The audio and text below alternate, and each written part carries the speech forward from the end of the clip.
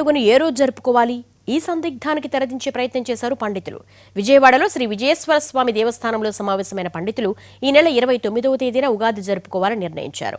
ఉగాది విషయంలో అనవసర వాదనలు సరికాదని, పురాతన శాస్త్ర సంప్రదాయం పాటించాలని పండితులు అన్నారు.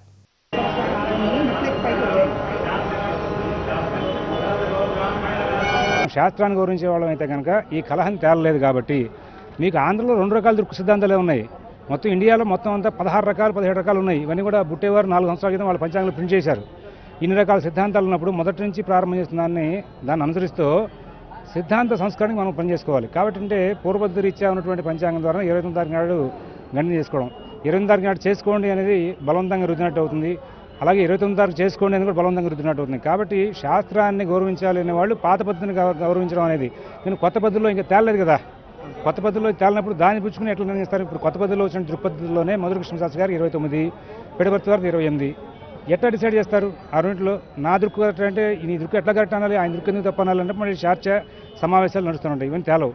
కాబట్టి ఇవన్నీ పక్కన పెట్టి ముందు పూర్వపద్ధతి రీత్యా ఉన్నటువంటి 29 తారీఖునే మనం అనుసరించి మహర్షులు మొదటి నుంచి అనుసరించినటువంటి పూర్వపద్ధతి పంచాంగ రీత్యానే ఇప్పుడు వాళ్ళకి అమావాస్య రోజున అమావాస్య వస్తుంది.